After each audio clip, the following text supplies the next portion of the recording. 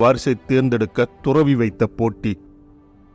காட்டின் வழியே வேதாளத்தை விக்ரமாதித்தன் சுமந்து கொண்டிருக்கும் பொழுது வேதாளம் அவனிடம் இந்த கதையை கூறியது.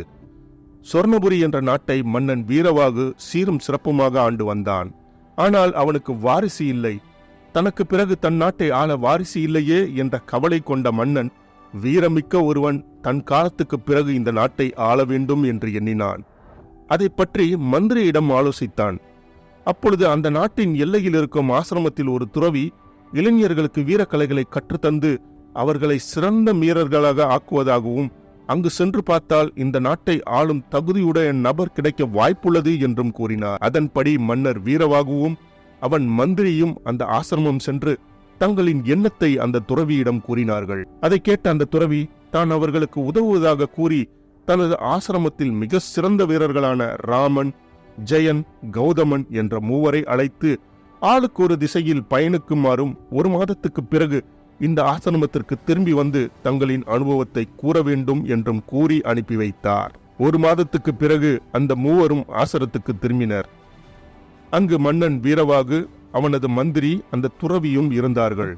அப்பொழுது ராமன், நான் இந்த 1 மாத காலம் வடதிசையை நோக்கி பயணித்ததாகவும் அப்பொழுது ஒரு நாட்டின் மன்னனுக்கு எதிராக சில இளைஞர்களில் ஒருவரின் வழிகாட்டலின்படி புரட்சியில் ஈடுபட்ட அக்கூட்டத்தின் தலைவனை தான் அம்பெய்து கொண்டு விட்டதாகவும் கூறினான்.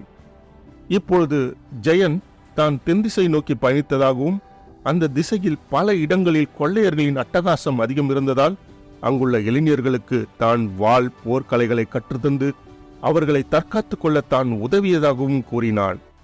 3ஆவதாக கௌதமன் நான் கிழக்கு திசை நோக்கி பயணித்ததாகவும் தனது வீர சாகசத்தை காட்டிக்கொள்ளும்படியான சம்பவங்கள் எதுவும் நடக்கவில்லை என்றாலும் வழியில் உள்ள காட்டின் ஓரத்தில் ஒரு குளத்தின் ஓரத்தில் ஒரு குட்டி யானை சிக்கி தவிப்பதைக் கண்டு தான் அந்த ஊர் மக்களின் உதவியுடன் அந்த குட்டி யானையை மீட்டு அதன் கூட்டத்தில் சேர்த்ததாகவும் பிறகு மக்கள் அனைவருக்கும் பிறருடன் சண்டையிடாமல் வாழ்வது பற்றி அறிவுரை கூறியதாகவும் கூறினான். இதையெல்லாம் கேட்ட வீரவாகுவும் அவன் மந்திரியும் வீரம் நிறைந்த காரியங்கள் செய்த ராமன், ஜெயன் ஆகிய இருவரில் ஒருவரை தங்கள் வாரிசாக தேர்ந்தெடுக்க முடிவு செய்தாலும் அந்த துறவியின் கருத்தை கேட்க விரும்பினார்கள். சிறிது ஆலோசித்த பிறகு கௌதமனை வாரிசாக தேர்ந்தெடுக்கும்படி கூறினார் அந்த துறவி.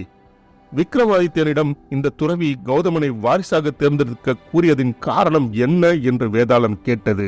ராமன், ஜெயன் புரிந்தது வீரமிக்க செயல்கள் என்பதில் சந்தேகமில்லை.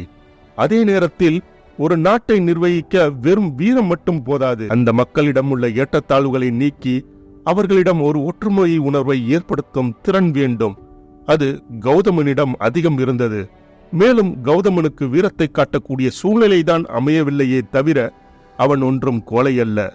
எனவே கௌதமனை வாரிசாக ஏற்கும்படி அந்த துறவி கூறினார் என விக்ரமாதித்யன் கூற, பதிலை கேட்டதும் வேதாளம் திரும்பவும் முருங்கை மரத்தில் போய் ஏறிக்கொண்டது.